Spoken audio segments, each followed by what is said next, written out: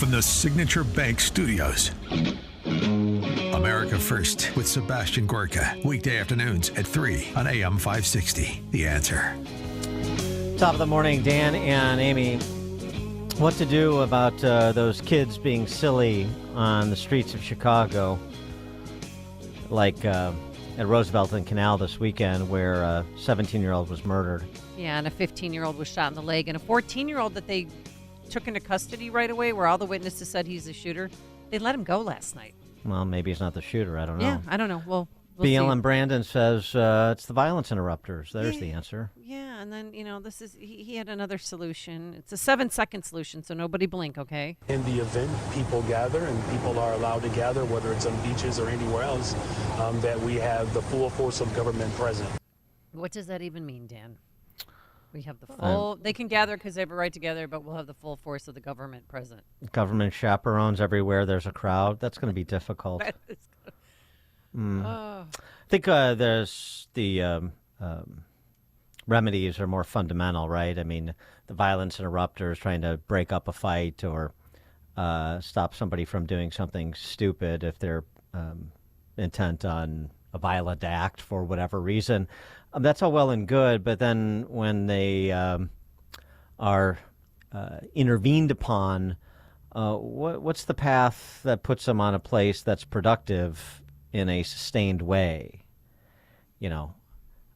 Like schooling and extracurricular activities and things that may be a job if they're of a certain age, those sorts of things. Yeah, well, they were suggesting, too, yesterday that we need more 24-hour rec centers to keep kids busy. Oh, right. Midnight basketball. Yeah, I've heard that before. Well, now midnight volleyball and dodgeball, and they had a whole right array of things that they could do to keep them off the streets. And keep kids busy. I don't want to keep kids busy. I want to put kids on a path to productive lives. Those are not the same things. The sort of like keep them occupied. They get bored too easily, and understandably so. Where is this, put them to a place where they're going somewhere. There is something that they're intending to achieve, not just pass the time. Yeah, keep kids busy. Pass the time. No, not pass the time. Direct them somewhere. And teach them how to be good citizens. Marco Tinor is the Executive Vice President and Chief Operating Officer for By the Hand Club for Kids, which got its genesis in Cabrini Green. We've got a call to action for By the Hand Club for Kids. The call to action is to drive people to their website, bythehand.org/radio, to support the effort there. $120 gift provides after-school programming for 2 children for a day. A $40 monthly gift provides after-school programming for 8 children for a day on an annualized basis. But not all after-school programming is created equal. That's another one of those phrases that you can impute a lot, good and bad, into. So let's get some details here. Marco Tinor joins us now. Marco, thanks for being with us. Appreciate it. Thank you for having me. Appreciate it. So tell us about sort of By the Hand, what its approach is, and what the results have been. Oh, wow. Yeah. This is just an incredible ministry, incredible after-school program. Matter of fact, By the Hand is a Christ-centered after-school program, and we literally take kids by the hand and we walk with them from kindergarten through college age. We love on them, we nurture them, mind, body, and soul. And you're paired up with the Chicago Public Schools? Absolutely. And they're okay with this Christianity you speak of? Well, we are unashamed with who we are. We're Christ-centered. We were founded in 2001 by our founder and CEO, Donita Travis, and we came out of Moody Church, and she just felt led to want to bless the least of these. We literally go to the most under-resourced neighborhoods. So literally, we go to Chicago Public Schools and we say, hey, who are the kids who are struggling the most in reading? Who are the kids who have the most behavioral issues? Who are the kids that are causing the most problems? Give them to us after school, and we believe by faith that God will bless them through our organization.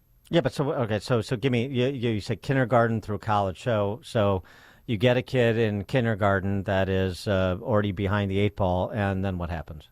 Well, so our program has evolved to the point where we literally will try to address that kid's needs holistically and remove any barrier. So literally, some of our kids, um, they aren't doing well because they can't read. Well, some of our kids can't read because they can't see. So we offer Oh. eye appointments. We offer dental exams so that we remove cavities so that they're not in class with a toothache and they are categorized as being a behavioral issue. We have literacy programs where we try to help our kids to read better. We have sports so that we keep our kids active. We feed our kids each and every night. So our program is holistically. So literally, once you get into our program, whatever need that you have that we can try to fulfill, we take it on. So how does it work? The school bell rings at 3 o'clock. Is there a bus that picks them up and takes them to a certain location? Absolutely. So we partner with the local schools in the neighborhood. We're in 6 different neighborhoods. So we will partner with about 3 to 6 schools in that particular surrounding neighborhood.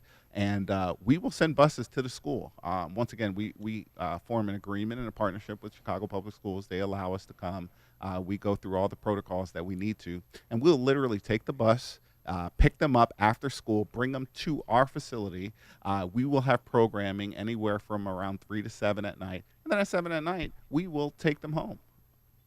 So, give us so you started in what, like '01, so you've got more than 2 decades of a track record. So tell us what happens with the kids that run through your program as compared to their classmates in those schools that don't, because of course the neighborhoods that you're talking about, a lot of those schools, I mean, there's virtually no one reading or doing math at grade level. Yeah, so we're very proud. I mean, if you go to our annual report, which we publicize for anybody to see, 92% of kids who are in our program will pass their classes. 100% of our seniors graduated high school. All of our kids read at or above grade level. And Dan, I don't have to tell you, if you're not reading at grade level by 3rd grade, you're In trouble. you're in trouble. You have a higher risk of going to prison or just not making it. And we take a lot of pride in being a literacy program, but we also help with social emotional learning. I mean, if we have kids that have mental health or behavior issues, we literally have licensed professionals on our staff, or we partner with social workers to give social emotional learning and behavioral health as well. What's one of your best success stories? I was thinking about this this morning. It would be unfair of me to narrow it down to just one because we have so many success stories. I mean, some of our students have gone on to the armed forces. Some of our students have been successful entrepreneurs. Some of our students are married and have kids, and that's a success. Yep. But if I have to point one out, a young man by the name of Travis Smith, who I've gotten to know very well, he was in a gang, and he wanted to come to our program. And once again, Travis could tell his story way better than I can, but wanted to come to our program to go to our Christmas shopping extravaganza that we have during our Christmas season, and ended up staying in our program. And now, not only is he an educator, not only is he a father, not only is he a husband, but he's on our board of directors at this point. Yeah. So, I don't want to, create any friction between you and the Chicago Public School System, but I think the people hear this. And certainly we love the Chicago Public School System. by the yeah. way. Okay. Well, that's that's where we part company. Yeah. But I mean, people hear this and say, well, wait a second. So, Marco and By the Hand can take kids out of these schools for 4 hours a day and produce the results that you just documented. And the Chicago Public Schools have these kids for 6 hours a day, and they're in the condition that Marco finds them when they intervene to help as many as they can. You know what I'm saying? It's like, what is it that we can't get going in Chicago Public Schools that we have going in By the Hand and some other nonprofit programs. Sure, absolutely. Well, Dan, I can't speak for the Chicago public school system. I wouldn't want to. But I would say that we are Christ-centered, we are unapologetically Christian, and we believe in the power of prayer. I mean, what we have done in the last 20 years has been nothing short of miraculous, and we give all the glory, all the honor to God. That's the best answer I can give you. Mm-hmm. I get it. And we come out of the Moody Church, and we are considered through our 501c3 a religious institution, a religious organization. And so we pray with our staff. We pray with our students. We offer a spiritual development curriculum. We have chapel. Matter of fact, I'm a minister. Yeah. So, our staff are considered ministers, and we're very clear about who we are, and we're very proud of who we are. But you need funding, right? I mean, you need. Absolutely. Obviously, there's always a call to help others. So.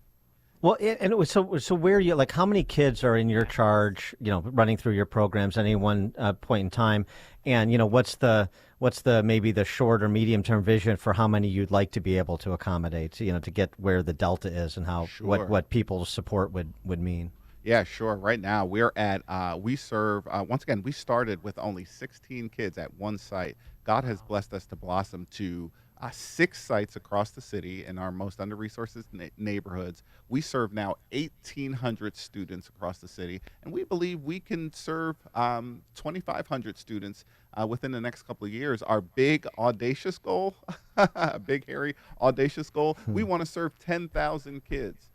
We believe that every kid is precious to God, and we are positioning ourselves to be able to do so. All right. Marco Tinor is the Executive VP and COO of By the Hand Club for Kids, bythehand.org/radio, bythehand.org/radio, to make a donation to support the work that By the Hand Club is doing. And you just heard it detailed. I mean, that is like night and day versus the stories that we hear coming out of CPS. It's remarkable, actually. $120 gift provides after-school program for 2 children for a day, or a $40 a month gift provides after-school program for 8 children for a day on an annualized basis. And you heard they're at 1,800. They'd like to get to 25. They'd like to get to 10,000. And the city would be a much better place, it sounds like, if By the Hand Club for Kids was able to get to those numbers, wouldn't it? So again, bythehand.org/radio to support the work that Marco and the folks at the By the Hand Club for Kids are doing. Marco, thanks so much for joining us. Appreciate it. Thank you so much for having us. God bless you. Connect with Dan and Amy using the AM560 mobile app. Download it today at 560theanswer.com/mobile. Balance of Nature's fruits and veggies supplements, changing the world one life at a time. I've been a clinical psychologist since 1991. I was licensed, and I love being a clinical psychologist because I like helping people. I tell people that Balance of